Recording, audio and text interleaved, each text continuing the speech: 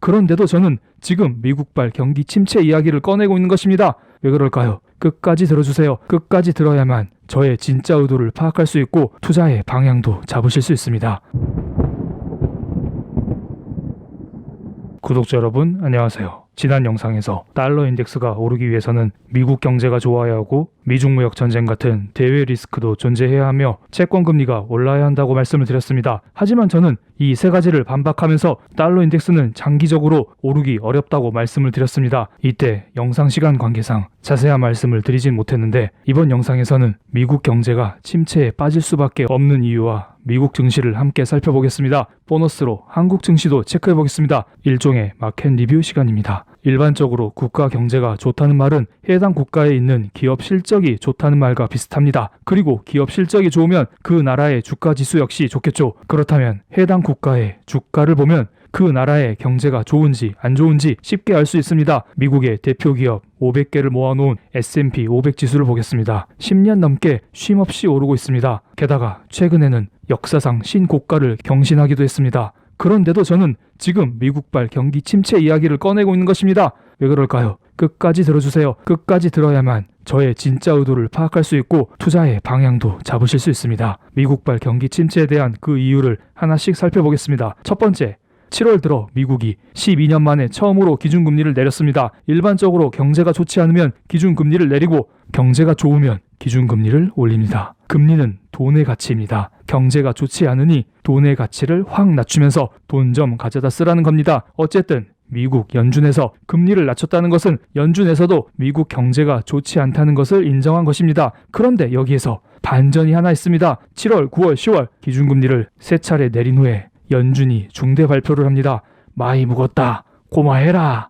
그렇습니다. 금리를 3번이나 내렸으니 이제 금리 인하로 인한 시장의 반응을 지켜보겠다. 금리 인하로 인해 경기가 회복되는지 지켜보겠다. 앞으로 금리를 내리지 않겠다. 라고 발표하면서 추가적인 금리 인하에 대해 선을 딱 그었습니다. 금리 인하를 중단했다는 것은 미국 경제가 많은 비관론자들이 생각하는 것보다 좋다는 의미입니다. 경제가 개판이었으면 기준금리를 0%까지 바로 내렸겠죠. 그런데 생각해 보겠습니다. 이제 연준에서 금리 인하에 대해 선을 그어버렸습니다. 이 말은 혹시나 미중 무역 전쟁 혹은 다른 대외 악재로 인하여 미국 증시가 하락할 때 주가에 큰 폭의 하락이 나올 수 있다는 말입니다. 지금까지는 주가가 빠질 때마다 연준에서 금리를 내리면서 주가를 다시 반등시켰습니다. 하지만 이런 보호막을 연준에서 걷어버렸습니다. 앞으로 대외 악재가 터지면서 주가 하락이 나오면 생각보다 큰 하락, 18년 하반기와 비슷한 하락이 나올 수 있을 거라 봅니다. 그렇게 되면 연준에서는 뒤늦게 다시 기준금리를 내리겠죠. 첫 번째 이유를 너무 길게 설명드렸네요.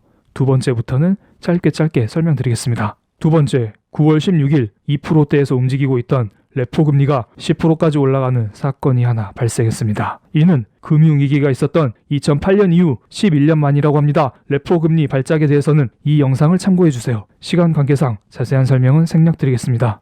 레포 금리가 급등했다는 것은 단기적인 돈의 가치가 높아졌다는 의미로 해석될 수 있습니다. 이 말은 돈에 대한 수요가 많아졌고 공급은 줄었다는 의미입니다.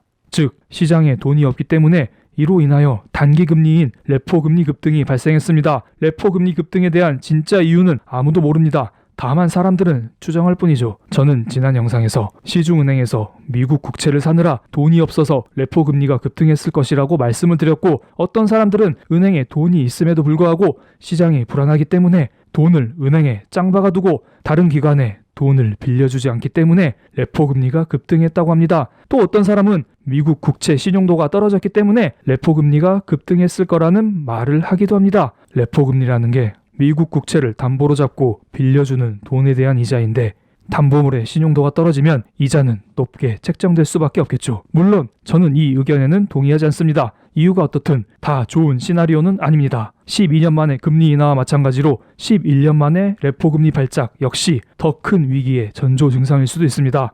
2008년 이후 양적 완화로 인한 시장의 과도한 유동성 주입으로 인한 부작용이 슬슬 나타나고 있다고 봅니다. 말하다 보니 두 번째 이유도 길어졌네요. 세 번째부터는 정말 짧게 말해보겠습니다. 세 번째, 2019년도 미국의 재정 적자가 1조 달러를 넘었다는 소식이 들려오고 있습니다. 많은 재정 적자는 앞으로 경기 침체에 대한 정부의 대응력을 약화시키는 요인으로 작용할 수 있습니다. 정부에 돈이 많아야 문제가 생겼을 때 즉각 대응할 수 있지, 정부에 돈이 없으면 경제에 균열이 발생했을 때 속수무책으로 당할 수밖에 없습니다. 게다가 많은 재정 적자로 인하여 앞으로 미국 정부는 국채를 계속 찍어낼 수밖에 없습니다. 요즘 들어 50년 국채, 100년 국채도 발행할 계획이라는 뉴스도 나오고 있죠. 바로 네 번째 이유로 넘어가겠습니다. 네 번째는 미국 기업의 실적 둔화가 계속되고 있습니다. 2019년 1분기부터 실적 둔화는 시작되었고 3분기 실적 발표가 모두 끝난 지금 3분기 연속으로 미국 기업의 실적 감소는 계속되고 있습니다. 아마 다음 4분기 역시 실적은 줄어들 것으로 전망되고 있습니다. 그렇다면 여기에서 사람들은 제게 한마디 하겠죠?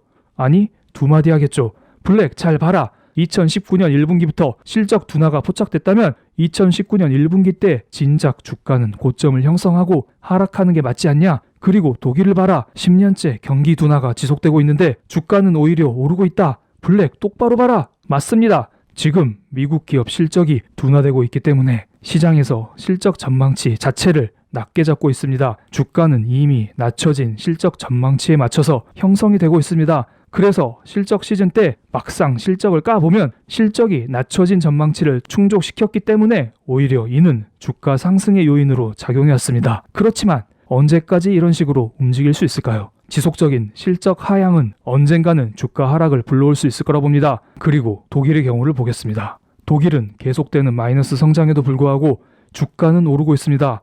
성장이 둔화될수록 시장에서는 돈을 풀고 있습니다. 즉, 성장은 둔화되지만 화폐 가치가 하락하고 있기 때문에 주가 역시 오르고 있습니다. 독일의 주가 지수를 자세히 살펴볼게요.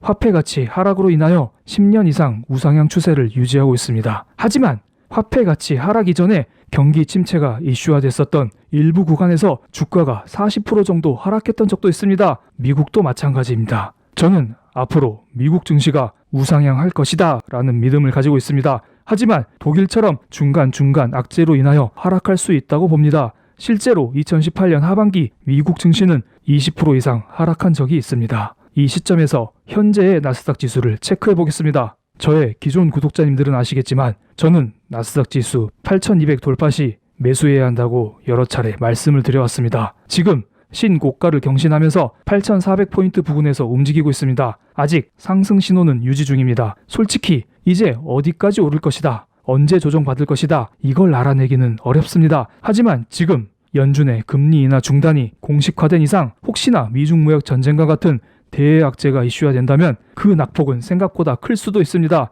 지금 조심해야 하는 구간은 맞습니다. 어떤 분은 제게 주식시장을 너무 단기적으로 본다는 말씀을 하십니다. 어쩔 수 없습니다. 지금 미국 주식은 그래야만 하는 구간입니다. 그래서 제가 계속해서 안전을 우선적으로 여기는 분이라면 한국을 비롯한 신흥국에 투자를 하는 게 낫고 차트 대응이 가능하신 분은 미국 주식에 투자를 하시라고 강조를 드리는 것입니다. 나스닥 일봉 차트를 다시 보겠습니다. 추세적으로 주가의 고점 저항대는 얼마 남지 않았습니다. 슬슬 조정을 줄 때가 됐다고 봅니다. 지금 자리는 신규 진입하기에는 매우 어려운 상황이라 보고 기존 보유자 관점에서 말씀을 드리겠습니다. 지난 마켓 리뷰에서는 제가 미국 증시는 일단 며칠 더 들고 가셔도 됩니다 라고 말씀을 드렸던 것 같습니다.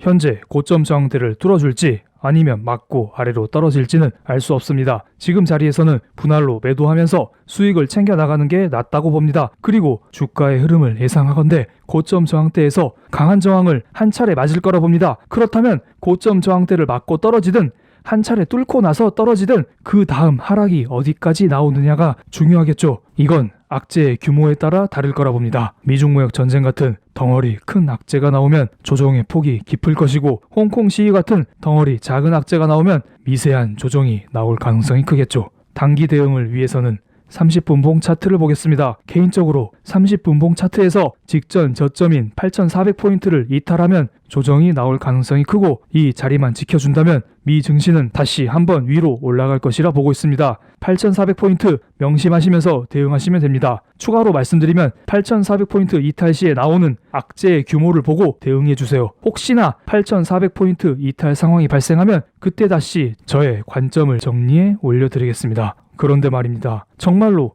모두가 우려하는 큰 폭의 하락이 나온다면 어디까지 빠질까요? 만약 큰 폭의 하락이 나온다면 최소 20%에서 크게는 40%까지 빠질 수 있을 거라 봅니다. 이런 상황이 발생하면 연준에서 기준금리를 바로 0%까지 낮추고 본격적인 양적 완화를 시작할 거라 봅니다. 본격적인 버블이 시작되겠죠.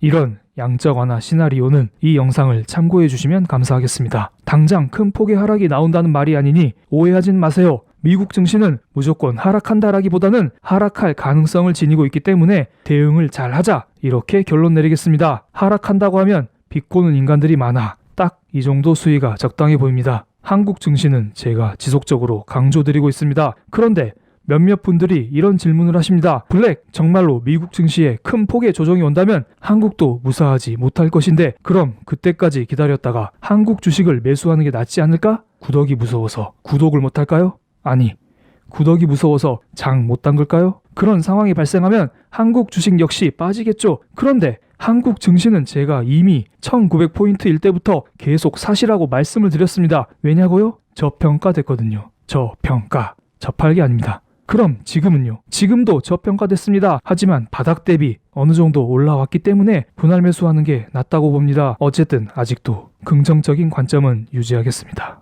지금 자리는 코스피 2140포인트 부근에서 공방전을 펼치는 중입니다. 주봉 차트를 통해 조금 넓게 보겠습니다. 오렌지색 20주선 저항대를 한번 맞고 현재는 이미 돌파한 상황입니다. 조금 더 넓게 보면 초록색 60주선 저항대까지 이미 돌파한 상황입니다. 그 다음 남은 것은 회색 120주선 저항대입니다. 미국과 중국 1차 서명까지 남은 시간을 감안하면 120주선이 아마도 2200포인트 부근에서 형성되지 않을까 하는 생각이 듭니다.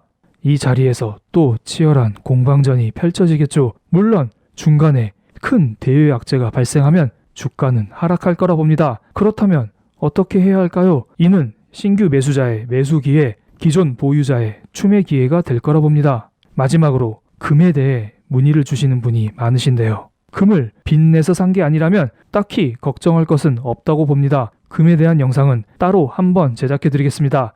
금에 대한 차트 분석은 지난 마켓 리뷰 영상을 참고해 주세요. 감사합니다.